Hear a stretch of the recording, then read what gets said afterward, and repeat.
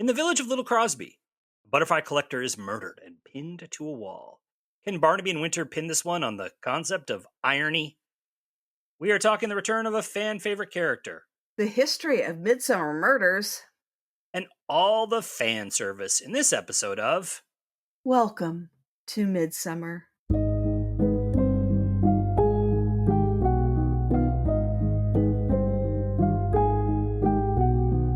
Hello, and welcome to Midsummer, the podcast where we dissect all the mysteries, the murders, and the many weird things about the long-running hit TV show Midsomer Murders.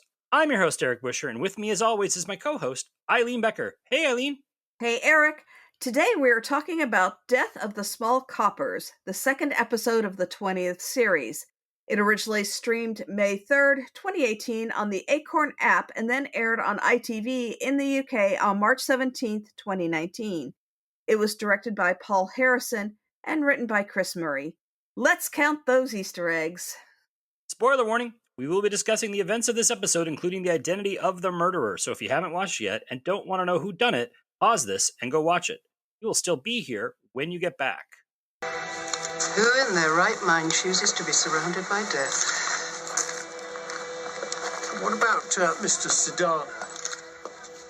Popped his clogs.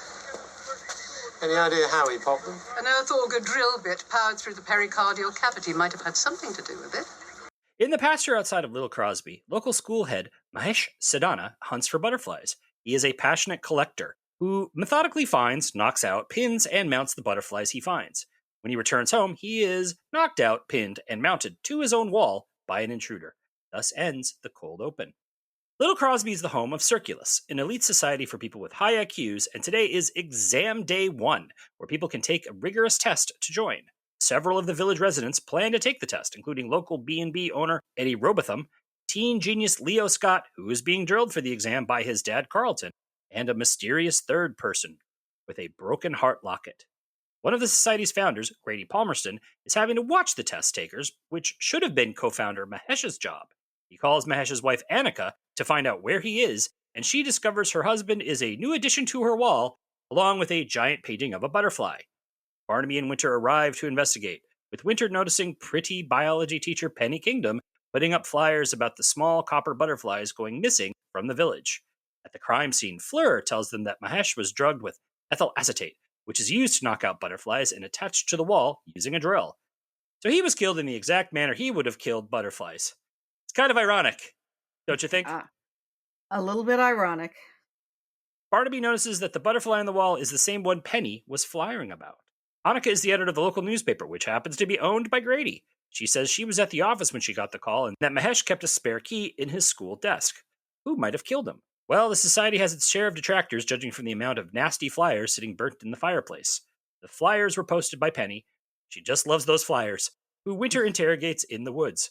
She's not a fan of the society or Mahesh's senseless butterfly slaughter, and she founded her own butterfly society with Luke Fawcett, another Circulus co-founder. But he's on the outs with them after Mahesh fired him from his teaching job. At the school, Grady tells Barnaby that they might want to look at Annika because Mahesh was not thrilled with having a wife in the workforce. Great guy. They find Mahesh's office ransacked and the spare key missing. They also find that our mystery test taker is Danish detective Birgitte Poulsen, last seen in The Killings of Copenhagen. She's trying to join Circulus and gets to meet Sarah, who's been called in to proctor the test. Meanwhile, at a local farm, Ginny Welton hears a noise and finds her drill left on the ground. She calls Carlton, who works as her land developer, to come over, leaving Leo looking at old family photos featuring his deceased mom, Jane. The detectives track Luke down at the pub where he's drinking and doing the crossword. He says he was happy to be fired and had no reason to kill Mahesh. He also mentioned seeing him being followed by a woman that morning, describing Brigitte. Now, Brigitte tells them she was only watching him collect butterflies. Barnaby realizes that Annika could not have gone from the office to her home in the allotted time, and Celeste Palmerston confirms that she wasn't there. Annika claims she was on a walk after a fight with her husband, but before they can challenge her too much, she shows them an email she just received from an unknown sender featuring Mahesh's obit, with facts only the killer could know. That night, Brigitte joins the Barnabys for drinking, and she comes clean why she is really in Midsummer. 17 years ago, a friend of her father's named Anders Nilsson threw himself off a bridge, but her father believed that he was murdered. Anders had contacted him, saying that he had inside info about something corrupt in Circulus, but died before he could tell him. Her father was a member and tried to uncover the truth, but was kicked out. Now her dad has passed away, and Brigitte is trying to solve this unfinished business. She's attempting to take the test incognito, to snoop around and see what the co-founders might know. Sarah offers to help her, but John says no. You know how that's going to turn out. Oh, yeah. Winter goes to Ginny's because they have tracked the murder weapon as belonging to her.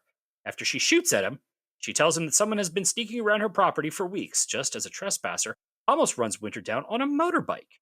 Carlton goes to Grady because the check for Leo's exam fee bounced. Grady wants his money and won't cut Carlton a break, even though Carlton's deceased wife had been in the society. And Annika returns home and discovers Luke waiting for her to share a passionate embrace. Tourist info. This is our first and only visit to the village of Little Crosby, home to Circulus, the organization for people with high IQs and or people who read their tests all the way through. It's also one of the homes of the small copper's butterfly. If you love butterflies, make sure you get yourself pinned down for a visit. Little Wick Green in Berkshire stood in for Little Crosby, and the village green is shown often, as well as the Cricketers Pub, where the stack of Midsummer Life magazines can be seen.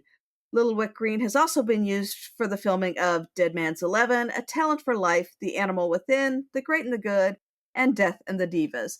That village green they have is big and very photogenic, and they really use it a lot. All right, so this was apparently meant to be the 20th anniversary episode celebrating 20 years of Midsomer Murders, although technically it aired a year and a month after the date of the first episode.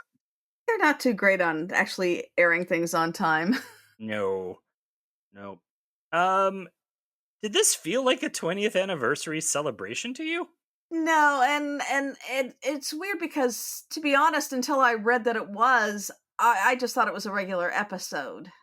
You know, it was nice to see Brigitte come back, but if they were going to do a 20th anniversary, they could have, I don't know, done something a little more special. I mean, I don't really know what the UK does for like big anniversary, like BBC and ITV do for like shows that have 20 years, because it's not super common there.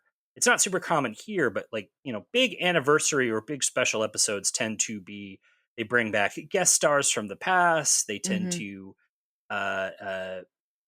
usually clips, maybe a story that's like bringing back like something from the past. Like in America, they would have done something like, oh, well, maybe we have new evidence on the original killings of Badger's Drift. We need to reinvestigate it all. Yeah. Which would be kind of pointless since everyone's dead at the end of that one. But yeah, you see what I'm kind of saying is that there's not really any of this in this episode. No, it's almost as if the episode where Jones comes back from the previous season would have been a better 20th anniversary episode than this one. Or, yeah, I mean, I like Brigitte and the killings of Copenhagen. And I think she, like, the fans liked her, but I wouldn't say that she was the number one must-have. Yeah. For a 20th anniversary. Like, yeah, Hughes or Nettles or, bring Troy back. Or, hey, Scott comes back from sick leave. Wakes up from his coma. Yeah. Did I miss? How much work did I miss? I was like, I'm Barnaby. It's like, you're not Barnaby. Yeah, I know. It would have been funny to bring back Troy and have him, like, not know anybody. Yeah. What this felt like to me is they had a script ready to go, right? And then they looked at the dates and they're like, oh, geez, we missed the 20th anniversary. Let's just throw a bunch of random stuff into this one, into the production design, really. And we'll call it a special 20th anniversary treat full of Easter eggs. Yeah. And they're not even real Easter eggs, right? Because the camera lingers on anything that is supposed to be a callback. Yeah. Like a true Easter egg is something that happens like off to the side for like a split second. Like if you're like, for example, in the Marvel movies, they'll throw a random name of some mid-level Marvel character in like on a piece of paper in one scene for 2 seconds. And the fanboys will be like, oh, but most people will be like, who? Yeah. I don't even watch the Marvel movie, so I'll have Yeah. to take your word on that. Well, I mean, that's like, I think that is like one Yeah. of the biggest, like those kind of big Mhm. IP things are the big Yeah. progenitors of Easter eggs. Yeah. This was like, no, we're gonna let we're gonna hold on things Yeah. until you get that this is a callback to something from Midsummer, Yeah. which in some ways slowed this episode down a lot.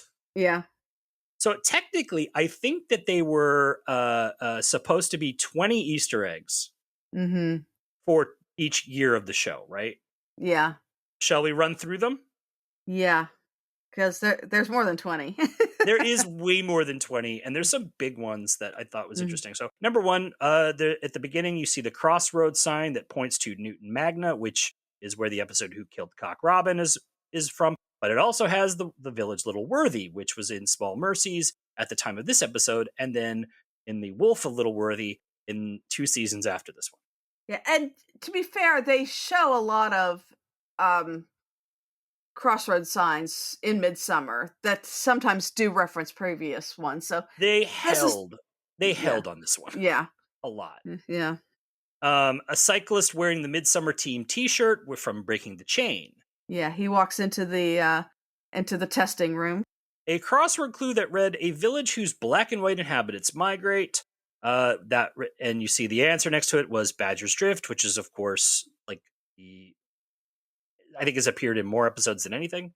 Mhm. There was another crossword clue that said a French bill, his sword beheaded many.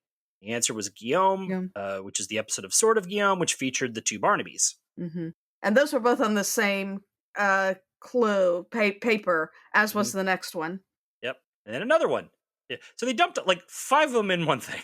Yeah. The crossword clue that read 5 between soldier. The answer was Parva, which was from the Straw Woman. Yeah.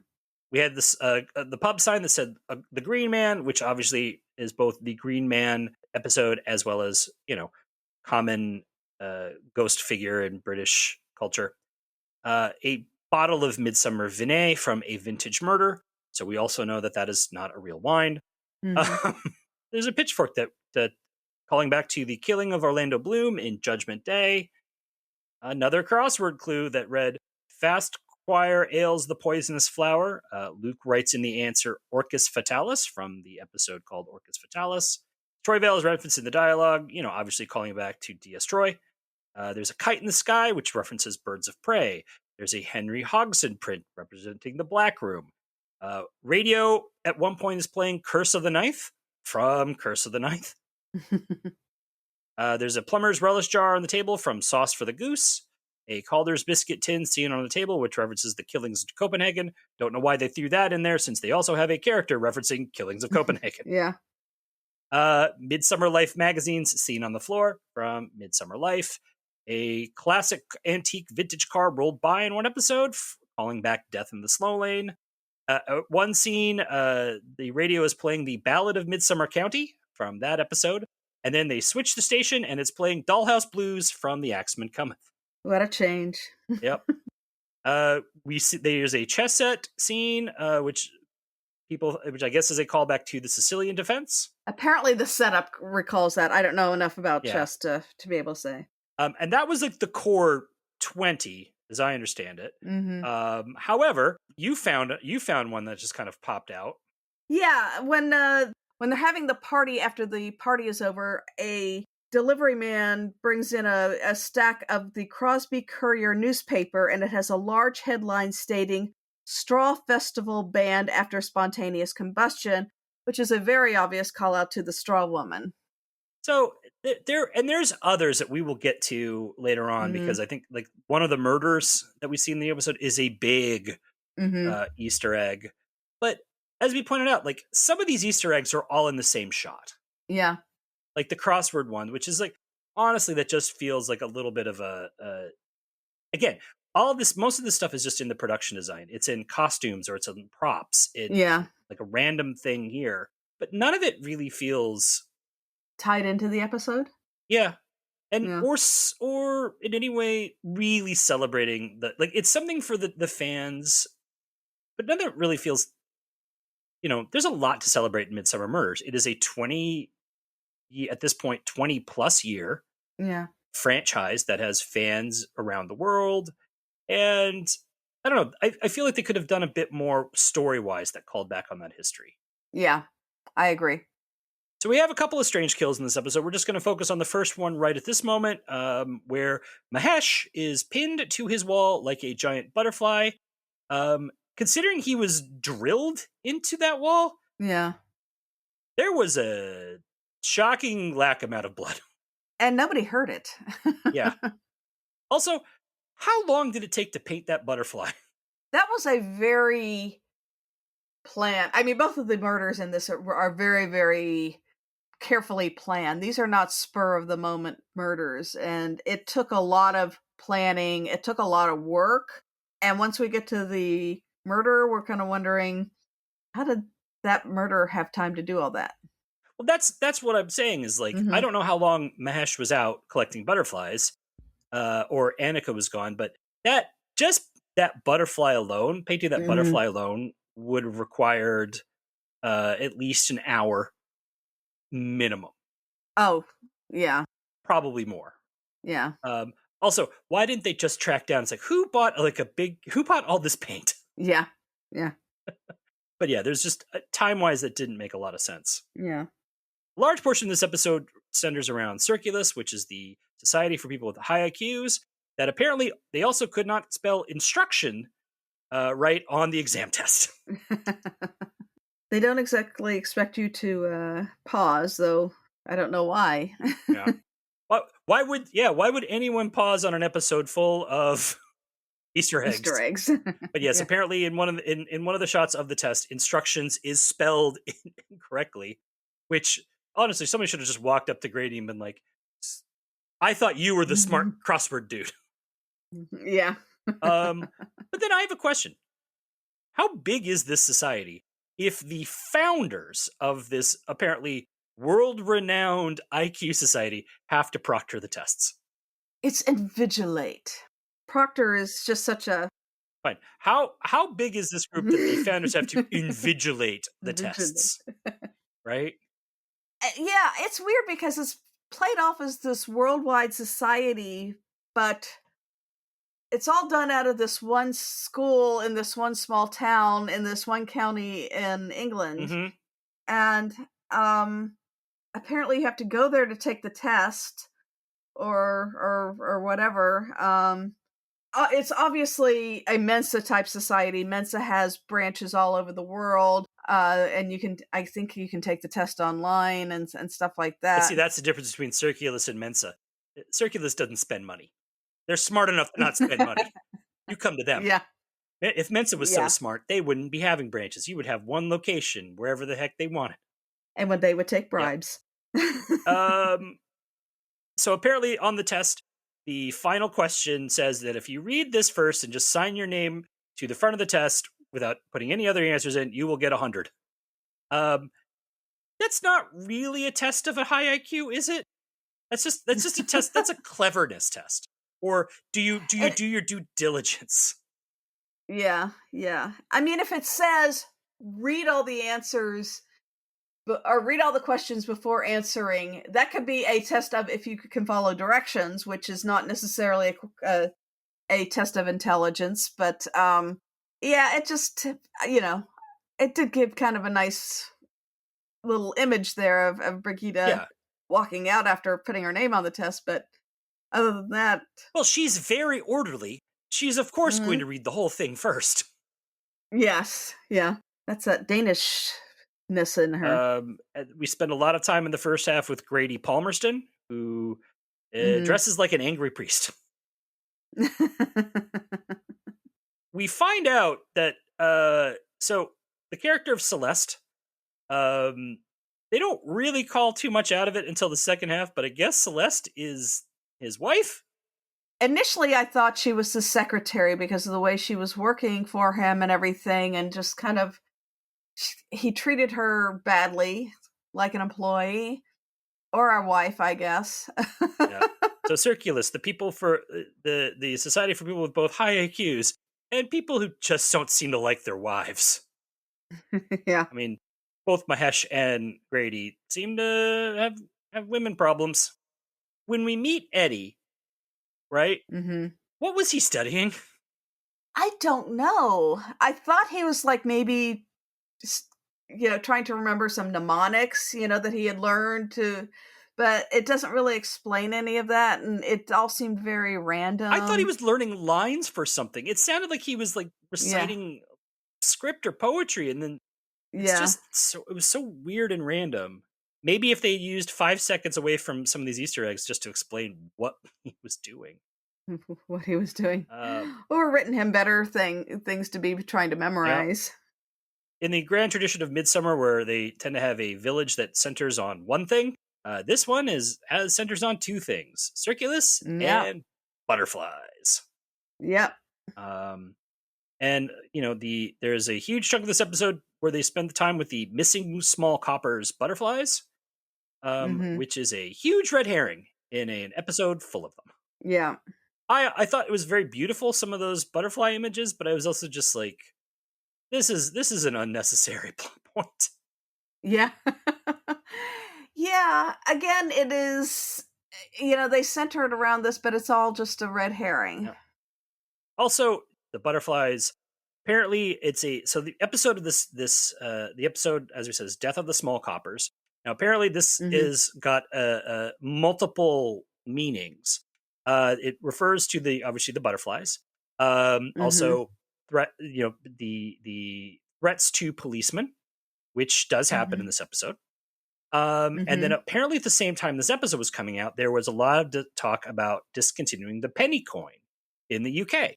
And in fact, Penny Kingdom, her name seems to be a pun on that idea. Obviously Penny, and of course United Kingdom. Maybe her middle name is United. I didn't quite understand where, so Luke living in a caravan. I still don't understand why Celeste drove out there when she was trying to get him. Yeah.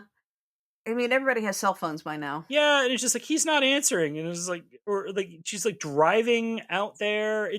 I was very confused at points in this episode. Yeah, for me that was just she had to do whatever Grady wanted. Grady wanted Luke there, and she felt like she had to do whatever Grady wanted, and had to go to extreme measures to do it, which explains her reaction later on. Also, we've been discussing lately the great screams in Midsomer, and I thought Annika had a great one when she discovers her husband's body. She gives a good scream with her mouth covered, which is its own unique category. Yes, and I think it combines the mouth covered reaction, which is one, and the scream, which is another one. So we've had some really great reactions in all 3 of those categories. We're gonna have to have a contest when we get to our 20th anniversary. we'll do that instead of actually having an episode celebrating it. So rather than making EIleen write about the Boronal history of butterfly collecting, we thought it would be fun, since this episode is about the 20th anniversary of Midsomer Murders, EIleen's History Corner take us to the history of Midsomer Murders. All right. On July 17th, 1931, Caroline Graham was born in Nuneaton, Warwickshire, a town not far from Coventry. It's known as the birthplace of Marianne Evans, who is better known as the writer George Eliot, and Star Wars Rogue One director Gareth Edwards. Born to a working-class family, Caroline's mother died when she was 6, and her father remarried when she was 13. While at Nuneaton School for Girls, a teacher encouraged her to write, though she left school at the age of 14 to work as a wefter in a local mill. I'm sorry, what's a wefter? It's that's somebody who works in the woolen mills. Okay. Continue. That area was very big in woolen mills still at that time. She is also listed as working as a professional dancer starting at age 17. In the 1950s, she served in the Women's Royal Naval Service.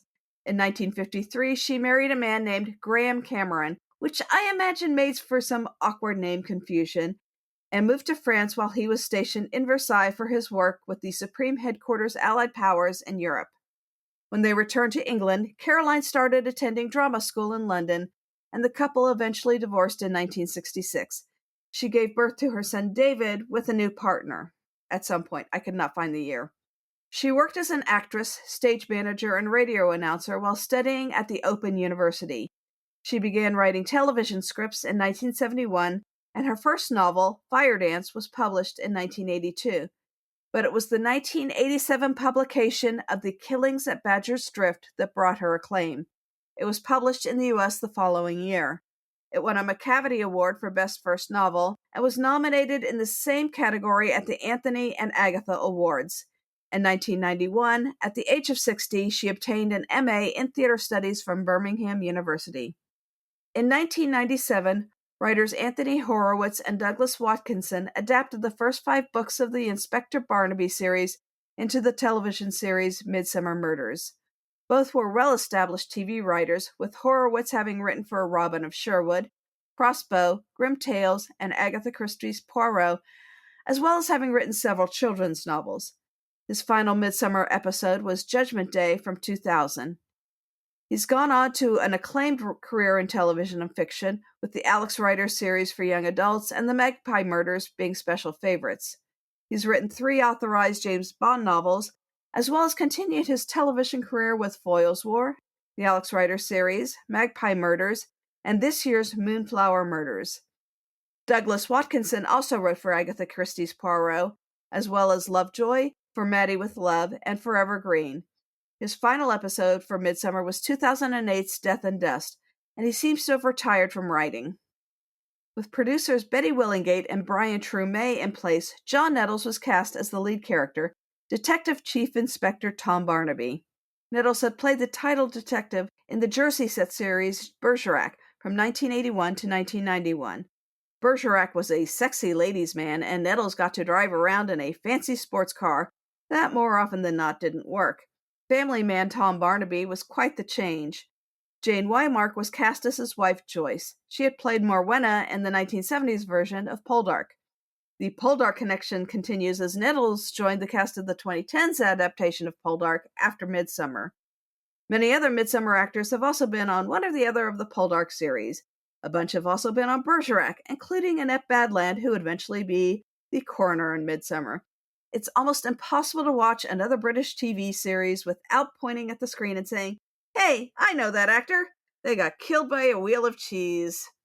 Midsomer Murders highlighted the dichotomy between the quaint English village and the several gruesome murders that occurred each episode. The villages that were depicted in the show were already beginning to change in real life, and criticism highlighted the lack of diversity in the cast during the first dozen seasons. Midsomer was almost exclusively white. Producer Brian True May remarked to Radio Times magazine in 2011 that Midsomer was, quote, "the last bastion of Englishness, and I want to keep it that way," unquote. Equating true Englishness with whiteness rubbed many people the wrong way, for good reason, and True May was suspended from the series. After initially doubling down, he eventually apologized in the "if I offended anyone" manner of a non-apology, but he stepped down in 2012 after the 14th season. John Nettles had retired at the end of the 13th season in 2010. He was replaced as DCI by his cousin John Barnaby, played by Neil Dudgeon. Dudgeon had been introduced in the season 13 episode The Sword of Guillaume, though Dudgeon had also played a rather Randy Gardner in the season 4 episode Garden of Death. Dudgeon was no stranger to TV mysteries, having appeared in Lovejoy, A Touch of Frost, Inspector Morse, The Mrs. Bradley Mysteries with Diana Rigg, and Silent Witness, among the usual fare of Casualty in the Bill. Fiona Dolman was introduced as his wife Sarah, a more independent spouse than Joyce had been. Both Tom and John were fathers of daughters, Cully in Tom's case and Betty in John's, helping to give the detectives an unusually stable home life, despite poor Joyce being abandoned at many Midsomer restaurants. Betty Barnaby was named after producer Betty Willingate, who passed away in 2021. Midsomer Murders continues to be popular around the world, where it is often aired under the name Barnaby. Some of the shooting sites can be seen on specialized tours. It has drawn a large stable of prominent guest actors, including Elaine Page, Harriet Walter, David Warner, and Julian Glover. It was also an early stop in the careers of Orlando Bloom, Henry Cavill, Ruth Jones, and Oscar winner Olivia Colman. You can't really say you've made it as an actor unless you've murdered or been murdered in Midsomer. How long do you think Midsomer Murders has left? It's it's still popular. I know Neil Judgeon has said he's not ready to retire, but he is getting up there. There's, by the way, there's always, it seems like every year or so, there's some big freak out by fans because someone started taking bets on who will replace Dudgeon. I saw this past week that's apparently someone has said that, like, some betting thing has said like they have even odds that David Tennant will replace Neil Dudgeon when Dudgeon leaves. And I'm like, I don't see Neil Tennant or David Tennant taking over. No. And I don't see Jason Hughes doing it because he found it very stressful and time consuming to be away from his family that long. Also have to name it Barnaby. Like that, as you pointed out, Midsomer Murders doesn't translate. So they call it Barnaby. So that's why when Dudgeon's character came on, his name was Barnaby. They will have to find another Barnaby. Yeah. Maybe Cully will come back as a detective. Maybe she's finally settled on a job. Yeah, I like people who say, it's going to be Cully or Betty. It's like, well, Betty's a little too young. Cully, I don't see ever doing that kind of thing, but maybe they'll find another distant cousin. Maybe a woman this time. Well, they could do Betty. I mean, what if it's Widow Midsomer Murders? And Betty is the detective solving all those homicides that happen in elementary school in this haunted hellhole of a county. Kind of like a Nancy Drew character. I mean, I love this show. I do think that you can see how it's changed over the years. The amount of blood has decreased. Again, pointing out, guy gets drilled in this episode and hung to a wall, and it's a very bloodless crime. Yeah. As opposed to when you look at sort of like the blood that sort of flies in Killings of Badger's Drift. Yeah. The episodes have shrunk. Yeah, they are. There are more commercials in UK, so they are definitely shorter. So there's less blood, but more characters of color. Yes, and this obviously that in the past few years that the production of this has switched from, I think, primarily ITV to Acorn, I believe, is funding a lot of this. Hence why Acorn gets to put these shows on at least a year before they are showing on British television. Like, we have seen the current season on Acorn that people in the UK will not see probably until when this is airing. This will be, when you're hearing this, it's 2025. We were recording this a little early this year because of the holiday schedule, and I've got to say, God, I hope the US is in good shape. But I think also with that has seen a shrinking of the budget. Hence why, like, you look at sort of the cast lists on the earlier episodes, much larger casts. We have a much smaller cast now. I wonder at some point when, like, the cost effectiveness of it, they'll just be like, well, my guess is probably when Dudgeon leaves, they'll probably end the show. I think so too. I think it would be a stretch to find another Barnaby unless Sarah takes over as detective, private investigator, Sarah Barnaby. Well, I just think also just in the world of segmented, like, TV audiences are smaller and smaller. Every audience is getting more and more segmented. And it's like, ultimately it will be Acorn. It's like, well, is it worth doing the hiring? Is it worth spending all that money, or as something else at that point, like, people are subscribing to Acorn for? Because some of these things can be very expensive. Yeah, that is true. And these are basically movie length shows. These are not 1 hour shows, which tend to be 40 minutes in the US as far as what you see on screen. So I can imagine that the cost is a little higher. They do go to a lot of the same villages, so you don't see them quite as often as you used to, because, quite frankly, it's hard to get creative in filming the same villages over and over again and have them look different. Though I did not recognize this one as the same place where they went into see the movie in Death and the Divas, because they do actually a fairly good job of doing some set design. I will say their set design, their camera work is still top notch.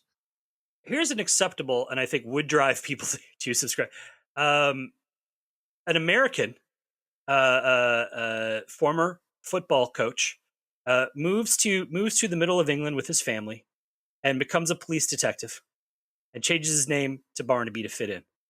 And that way we have Jason Sudeikis take over Midsomer Murders as Detective Barnaby. Fleur, you look real familiar. Yeah, well. And you're laughing, you're going, I'd totally watch that. Oh, I do it, especially if, if they have to solve the murder of Anthony Stewart Head's character from Ted Lasso. But so many characters, we've had Hannah Waddingham on in the Stitcher Society. I would love to see Roy Kent make a little cameo. Yeah. All right, let's jump into cast highlights here. So Mark Benton played Lonely Eddie Robotham. Benton has had a long career appearing in Waterloo Road, Northern Lights, Barbara, Early Door, and Mike Lee's Career Girls. He currently stars in the popular mystery series Shakespeare and Hathaway Private Investigators. He also holds the record for being in the most dance-offs on Strictly Come Dancing. He had to do 4 dance-offs, only losing the last one, obviously, which, caused him to show. I enjoy him quite a bit in Shakespeare and Hathaway. Yeah, I haven't watched enough of that to really say. I've seen him in other things. He's a fine character actor. I thought he had very little to do in this episode. Yeah, I thought he was underutilized. They kind of made him more of a cliche, and I would have liked to have seen a little bit more depth because he can really do it as a character actor. Ray Fearon played grieving Carlton Scott. Now, Fearon has worked extensively with the Royal Shakespeare Company, and he even played Mark Antony in an all-black production of Julius Caesar that I happened to see when it played here in New York many years ago. And actually, It was a fantastic production. Completely changed how I saw Julius Caesar. Bravo to them. On screen, he's been in Coronation Street, Champion, the Harry Potter film series, Fleabag, Father Brown, and he's even in Barbie. Was he a kid? No, he's one of the agents. Okay. Thusitha Jayasundara was adulteress Annika Sadhana. She's Sri Lankan, and she's appeared on The Bill, Holby City, and Silent Witness.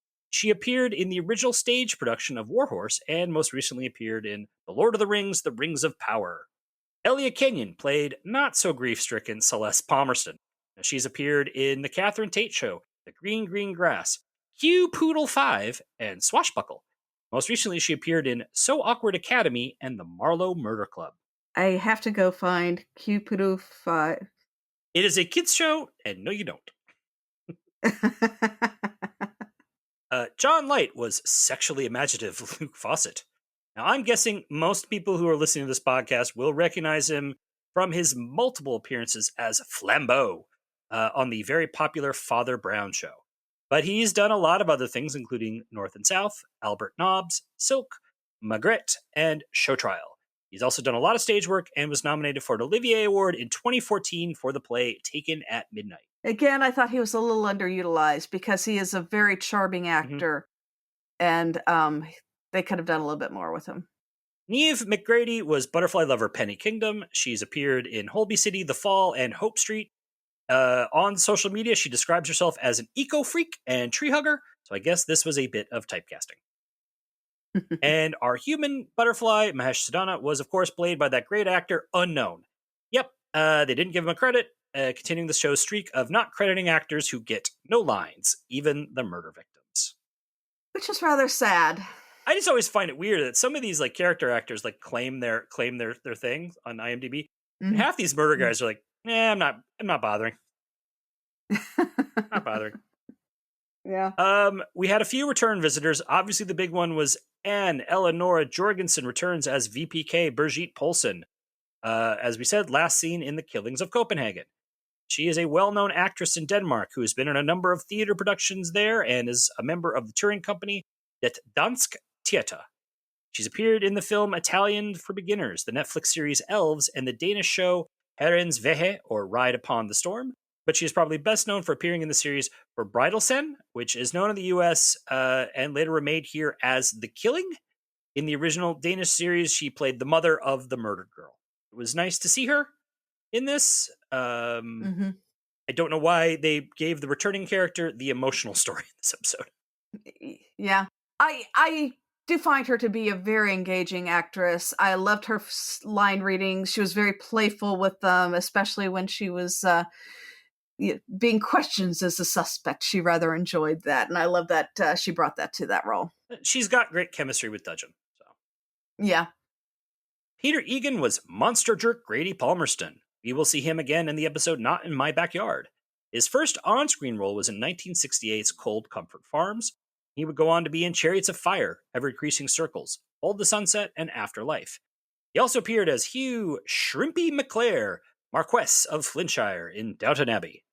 He is also a big campaigner for animal rights and veganism.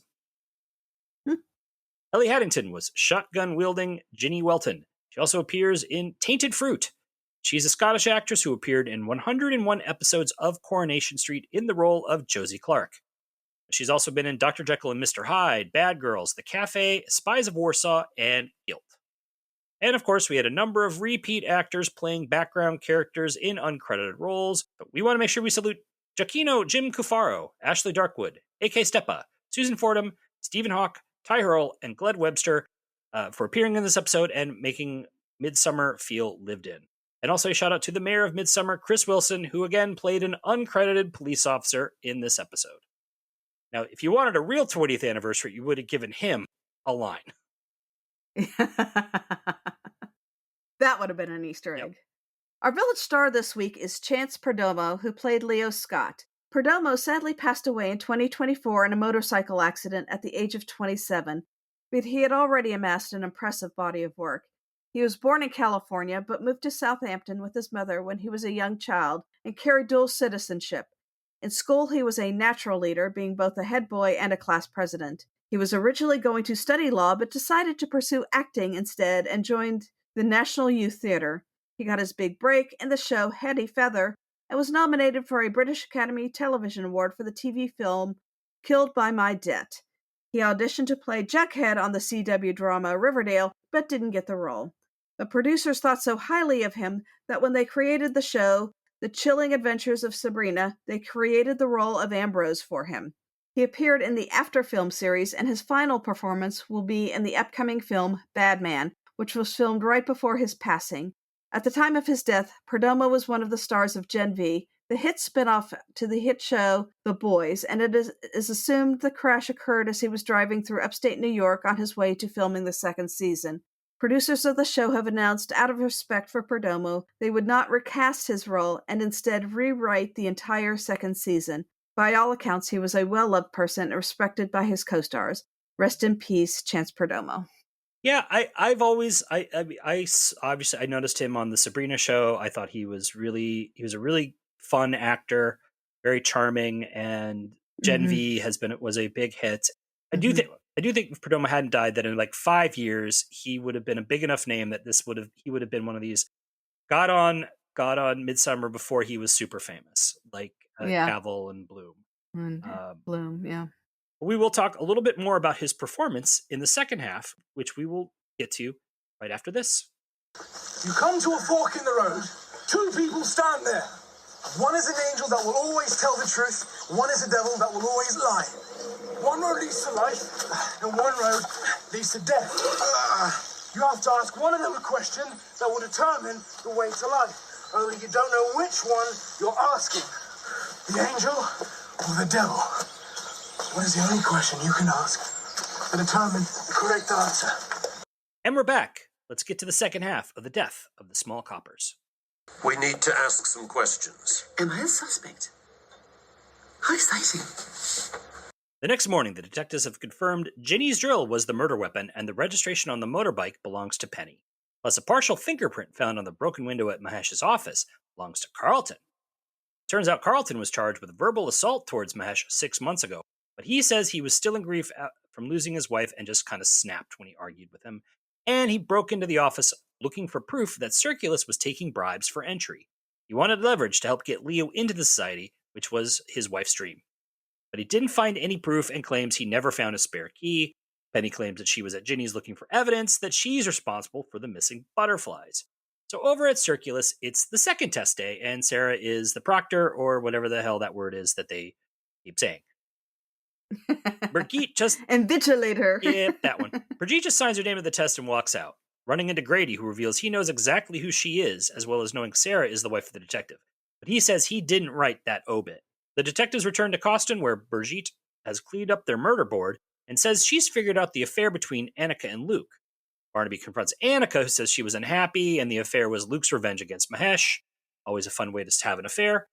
Later that day, as Sarah reviews the exams at Grady's home, she lets Brigitte in to go through his computer. She attempts to download all his files, but is interrupted and narrowly escapes when Grady returns home suddenly. Now, once Sarah leaves, Grady discovers his files were hacked, but before he can do anything, he is drugged and tied to a chair. Someone attaches an electrocution device to him and forces him to answer pop culture trivia he doesn't have a clue about, and every wrong answer earns him a shock. Winter analyzes the obituaries and Grady's op-eds, finding a lot of similar phrases, which means that they think he wrote it. So they go to question him and find him dead from electrocution. Celeste seems thrilled and cracks open the champagne. Brigitte finally gets to go through his computers and finds records of abnormally high donations from the period when Anders was killed. When she reviews the old test answers, she realizes that Circulus was a conduit for industrial espionage. They realize the obit was clearly meant to frame Grady, but then why frame someone if you just plan to kill them? That night, Penny and Winter go to the local pub where Penny kisses him in front of everyone. Barnaby and Winter go to Luke's caravan where they inform him about Grady's murder. Luke says he knew about the espionage and disapproved. But does that make him the killer or a target? They also find the missing butterflies, which he had hidden there with the help of Penny. Penny tells Winter that she was trying to protect them, and Winter pieces together that she was trying to frame Ginny for their disappearance in an effort to stop her from developing her land. The next day, Brigitte realizes that Ginny is actually the fourth founder of Circulus, and Barnaby tells Winter to go with her for questioning, but he excuses himself when he gets a message from Penny asking to meet. Ginny recognizes Brigitte and tells her that Grady had been keeping tabs on her father all along. That's how he knew who she was. Turns out her father was right and Anders was murdered.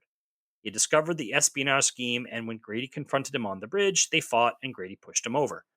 Grady threatened to ruin all the rest of the founders if they didn't help him cover it up, and this split the close group apart, even driving a wedge between Ginny and Brigitte's father, which was apparently a close relationship which seemed vaguely sexual. They didn't really say.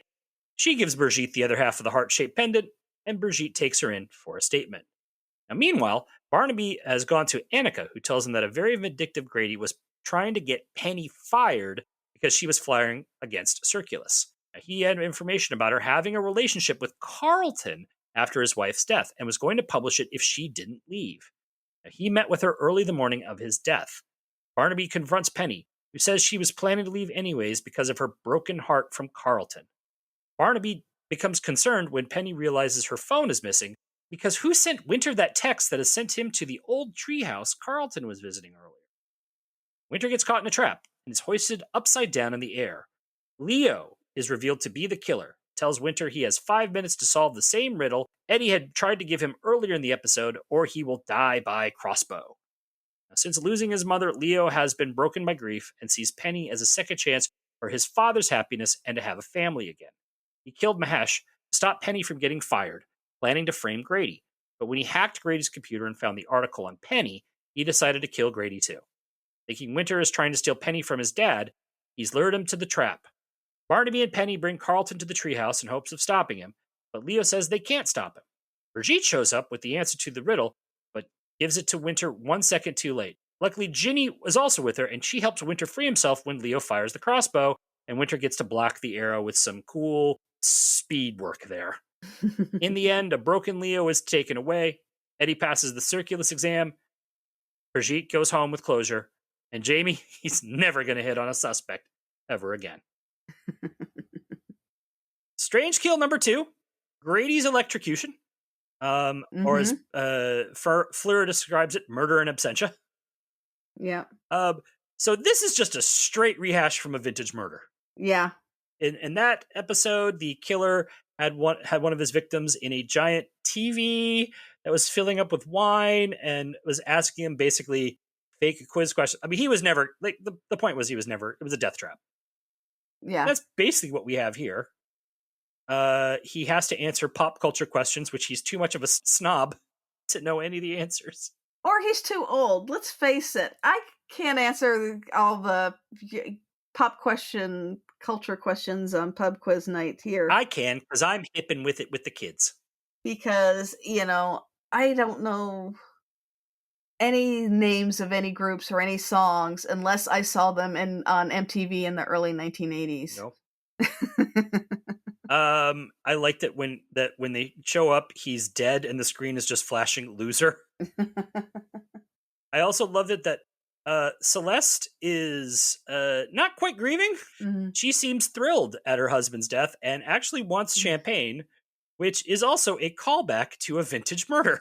Was it a vintage murder? Yes, it's when the wife of the guy who gets killed in the wine catapult, wants a bit of the bubbly to celebrate her husband's death. So again, this is another Easter egg callback. And this is a big callback because it's a very similar murder. Yeah. Honestly, I feel like if they could have gotten away with killing a second person with a cheese wheel, they would have.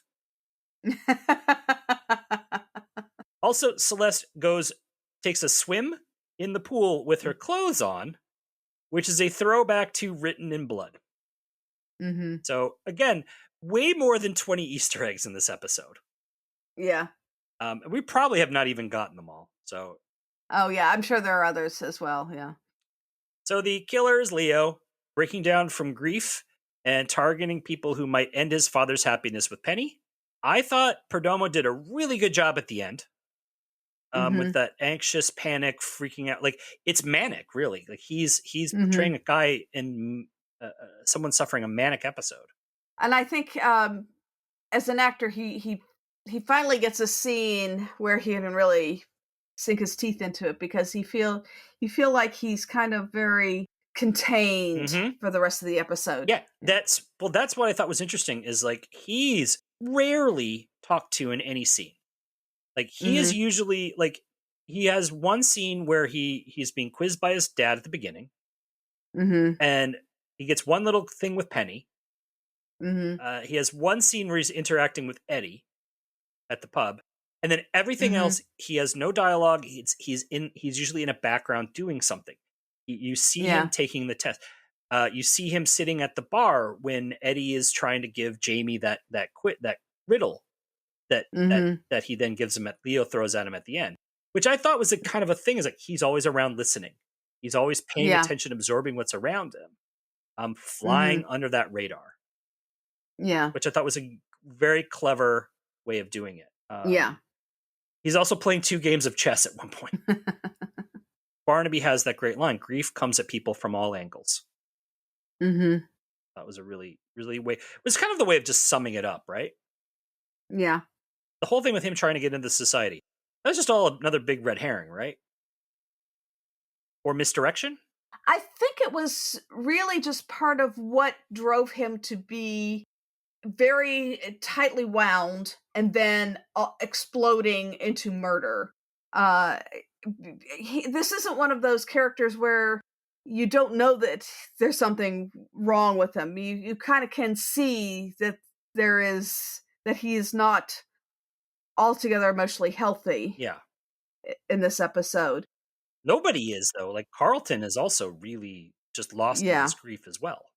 He has no outlet because all of his focus has been on passing this test and making his mother proud and, doing what his father wants him to do. So, that is a very important part of who he is and what drives him. It's not just, he wants to have this family, reconstitute the family with Penny because it made him happy, but he doesn't know how to do it in a manner that is not destructive to other people. Yeah. And he wants his dad to have that relationship with Penny, which I guess is kind of an ironic relationship, considering that he is the developer that's going to rip up the land that she's trying to save. It's a little bit of irony there. Yeah. Why was Grady trying so hard not to let him into the society? It seemed very personal, and I don't know if it was about something about the mother that, we didn't really hear about, maybe his relationship with her. Straight up racism. maybe, yeah, straight up racism. Maybe it's just he doesn't like Carlton and doesn't like having this kid forced on him. Maybe it's just he's no longer the smartest guy in the room. Yeah. Uh, We don't really get an answer, do we? No. I kind of loved Penny's line. I'm a biology teacher. I believe in life, not death. And my first thought was, you're a biology teacher. How do you not believe in death? It's part of biology. It is. It's part of the, as they say in The Lion King, the circle of life. Which apparently is not in the British curriculum. But they do talk about this whole, rebirth thing with the butterflies and how they are a symbol, because of the stages that they go through with the pupa and everything. Like the stages of grief. Yeah. Ooh. I mean, I know, we've seen some very symbolism heavy episodes. This one maybe didn't quite flesh it all out with the symbolism of the butterflies. Yep. Moving on to Luke and Annika. Mm-hmm. So, what was the deal with that affair? She says that for him it was revenge, and for her that just seemed like he was way more imaginative. Which I'm like, how? Ish, girlfriend. It's a family show with lots of gore and incest. Yep. I don't. I think it seemed like Luke had affection for her. That scene And where she they had kissed, it's not. Yeah. That is like, that was a very passionate kiss, which is either the sign of just like, oh, we really care about each other, we really care, or oh, my husband's dead, and that's made us both super horny. So I do think that there was affection between them, and probably very strong affection. I can see them maybe possibly getting married down the road. I don't know about that because, again, we don't get any closure on it. And we don't see really where they go, like what happens after that. Like we never actually see them together except in that one moment. Yeah. Also, so they go to the caravan and tell him Grady's dead. And he is shocked to discover this, except how did he not know? Because everyone found out about it the day before, and we'd already seen that when Mahesh died, the whole village knew in 5 seconds. And he was in the pub with everyone. So how did he not know? I don't know. Maybe he left and didn't answer his phone or look at his text messages or something. I just thought it was like, I thought it was a little bit of sloppy writing there. I did find an interesting musical note though when the small coppers are released from the caravan after they find them, and the soundtrack morphs into what sounds to me, and I listened to it many, many times, morphs into a segment that sounds like the aquarium movement from the Camille Saint-Saëns Carnival of the Animals, which is a very famous musical piece. It was even used in the Simpsons episode of the Wife Aquatic. So that was just something that struck me. Okay, cool, good catch. I had a question at the very end. So we find out that Eddie has passed the Circulus membership, that he is now a member, and my first thought was, is that society even still in existence? Because half the founders are dead. No one seemed like, who's running this thing? Yeah, Luke had distanced himself from it. Ginny had distanced herself from it, but I guess it's all Luke and Ginny's now. And I guess if it's an international organization, it kind of runs on its own, at least for a little while. But Ginny's got to go to jail for covering up murder, and so will Luke. Right? Well, yeah, but that happened in Denmark, so they'd have to get extradited and stuff. It just struck me as weird as like, oh, I guess Circulus is still running. Yeah. Who's running it? It's going to merge with Mensa. There you go. Quick corner. Fleur does not get a lot to do in this episode, but she gets a couple of things there's a couple of moments where we really learn about her character. At one point, she says, who in their right mind chooses to be surrounded by death? And she's the coroner. Yeah, I love the look that Winter and Barnaby give each other at that point. And she talks about really enjoying in school when they would attach electrodes to the dead frogs and shock them to make the legs kick. Yeah. The relish on her face with that moment. It's like, you're a little psychopathic, aren't you, Fleur? You're creeping me out, Fleur. But I do love the little smile she gives on her face when she hears the term booty call. Yeah. She makes the most of her moments in this episode. She does. And she seems to hit it off right away with Brigida. Pretty much everyone did. It was nice to see, as we mentioned, that Brigida gets to come back with her weird little side story that has nothing to do. Again, it's a huge red herring. Has nothing to do with the main case at all. Yeah, there is a bit of, maybe the industrial espionage harkens back to the Secrets and Spies. A little bit of some of the other ones where we've had some industrial espionage in some of these other episodes. So also, I do not understand how the industrial espionage worked. It was very weird. I guess you just answered a random question with a formula for something or whatever, but it seemed very convoluted way of doing things. Why would you need, like, Circulus seems to be, like, if you're a spy doing industrial espionage, Circulus just seems to be a middleman that isn't needed. Yeah. Unless there's a giant network of industrial spies that are a part of Circulus, feeding Grady all this information that he can then sell to the highest bidder, which maybe they don't explain it. Yeah, they don't talk a whole lot about what the money was from, and it sounded like they were being paid for this knowledge and stuff, but they never really follow through on who it was from. It never gets a whole lot of closure on that part of the episode. Because it's a weird side story, and it's not the main one. And it's like thinking about this now, I have a feeling that they had planned to have the actress back on in her role.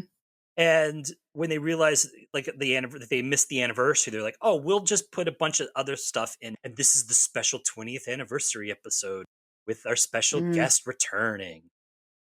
Even though it's not a super compelling side story. But it's more fun watching her kind of mess up Barnaby's way of doing things. Yeah, no, she's terrific in the role, and she's having a lot of fun. And there really should have been a spinoff for her, either in Danish or in English. Well, that's what I've always thought was with the Killings of Copenhagen was an attempt to build maybe do a spinoff, a Danish spinoff that maybe just didn't pan out or whatever. It's just she was so prominent, and her DS was so prominent in that episode. That it just stood out to me as I think they're trying to do a spin-off, but it clearly didn't work. This felt like a second bite at the apple. Still hasn't worked as far as I know.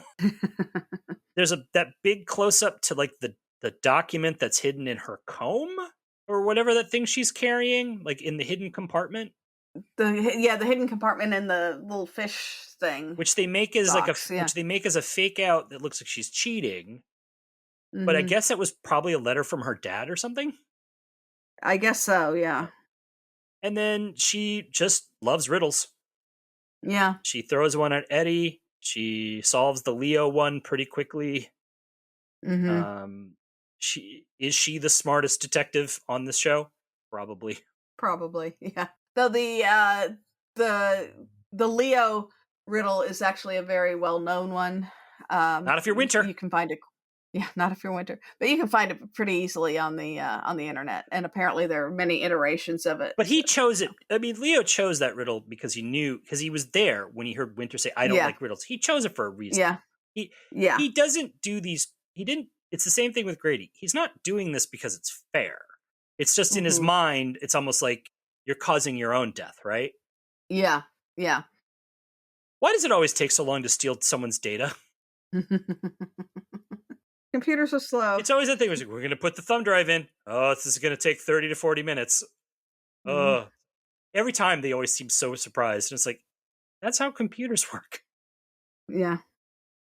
They had, again, another little side thing of Barnaby and Winter's constant battle of wits. Which seemed to be like Winter 1, Barnaby 7 by the end of the episode. I don't know. He gave him 10 points at the end for saying he wasn't going to go off on his own anymore. Still, it's just as like he got one thing right. Like like this is at that point where Winter is still a fresh character who's very, very cocky with stuff. And he got one thing right, and then Barnaby's just stomped him the entire rest of the time. I just want to say there's nobody who is unbeatable at pub quiz. Yep. You can't know everything. And even on those days where you know something, there are brain farts. Although Grady seems to think he knows everything. Yeah, well, he didn't know anything about all those new bands. That's true. I like that moment where Grady tries to throw his weight around against Barnaby and loses, and then gets his revenge by putting a thing in the crossword puzzle that only Barnaby would ever get. Yeah. Which makes me think that that's the worst crossword puzzle in the world. Because there's he's going to be like the jerk who won't deliver my milk properly. Yeah. And I have to say, I've tried British crosswords, and for me, they're a little too inside baseball. Mm-hmm. I like ones where you have a chance of kind of knowing the answer because it's knowledge, rather than I have to figure out what this person is thinking, and I don't want to figure out what this person is thinking because it's too much like being married, and I don't want to do that again. You want to use the American crossword style where they use the same 20 words that have the weird letter placements, and just with different clues every time. I know those words. I know what they mean. I enjoyed the Winter. I mean, I knew he wasn't going to get shot, but that was a great moment where you had the fake out shooting of Winter. Mm-hmm. I thought that was just well, well handled.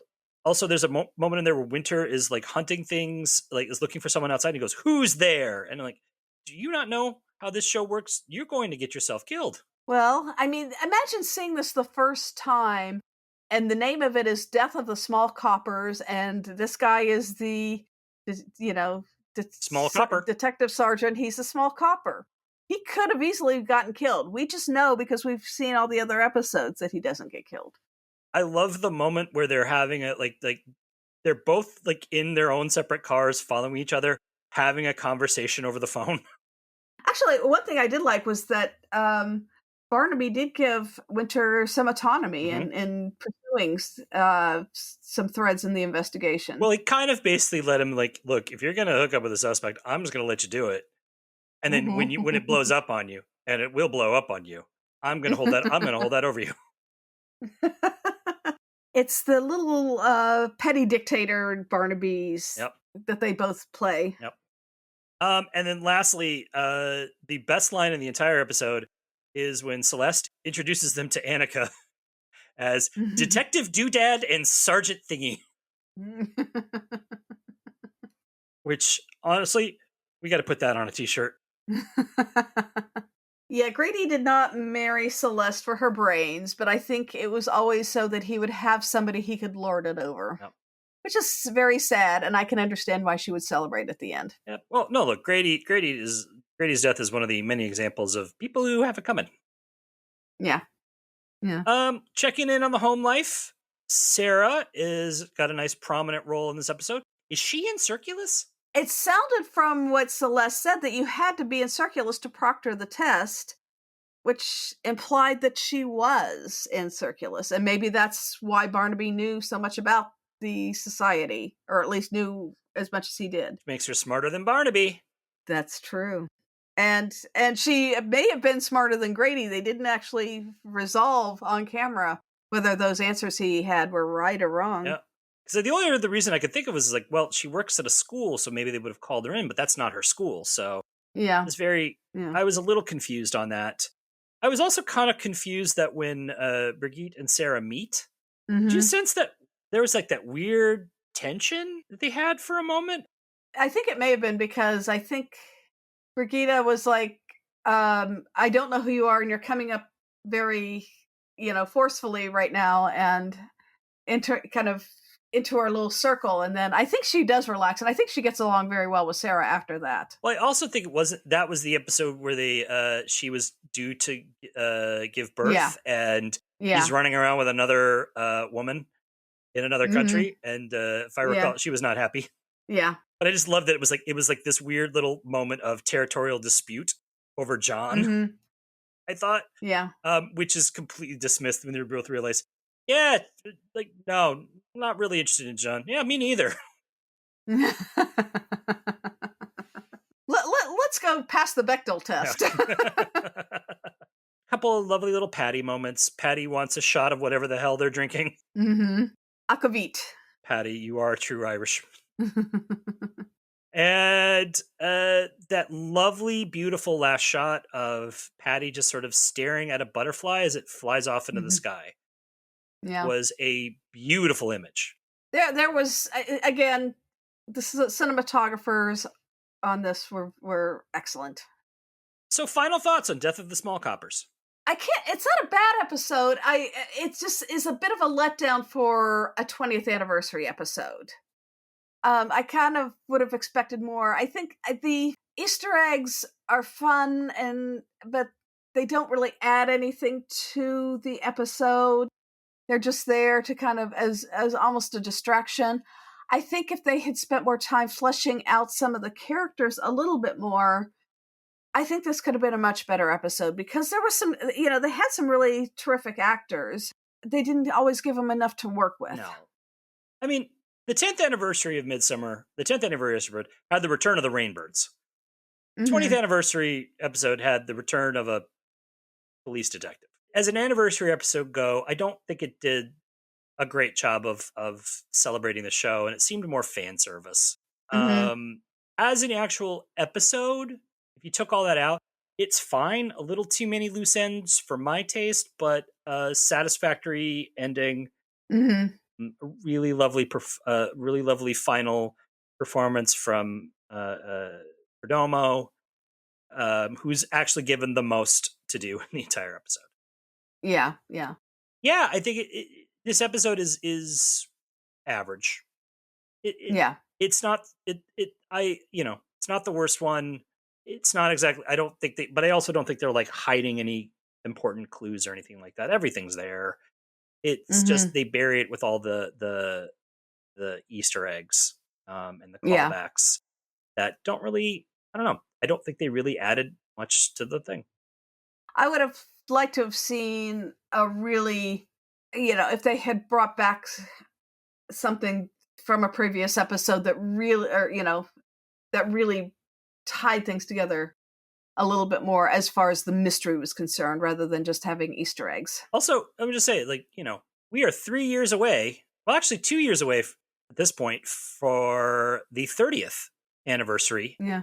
So I would say now's the time to get Nettles back. One last hurrah. I still want that scene with him and Annette Badland where they, call each other by their Bergerac names and have to correct each other. They won't do that. Sorry. It's Fleur now, Jim. No. Again, if call me Tom. Anyone has found Eileen's fan fiction online, send us the link so I can see what she's getting up to. It doesn't exist. It's all in my head. All right, that's everything we wanted to talk about. If you have anything you want to discuss about the Death of the Small Coppers or Midsomer Murders, please feel free to email us at welcometomidsomer@gmail.com. If you want us to use the email in the show, please say so in your email. We're also Welcome to Midsomer on Facebook, Instagram, Threads, and YouTube, where we've been uploading our old episodes. Please follow us in all these places. If you like what you hear, please consider subscribing to us or rating and reviewing us on iTunes or Spotify. Also, please use the automatic downloads. That really helps with the algorithms, helps people find us, helps us keep going. It would be super appreciated. Tell all your friends about us. Go on those Midsomer Murders chat groups and say how much you love this podcast.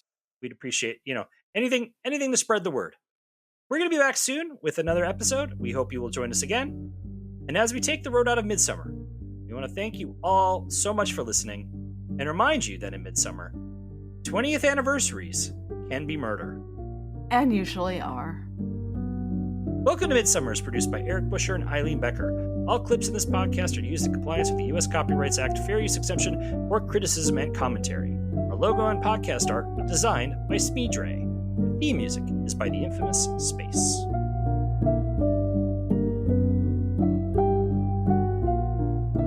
Thusitha Jaya. Oh boy. He also appeared as Hugh Shrimpy McClare, Marquis of Flintshire in Downton Abbey. Marquis of... Whatever. No. An elite society for people with high IQs. I don't know how I was... IQs? Home with high IQs. Which will explain why she's the Danish officers in this. She thought it was about IKEA.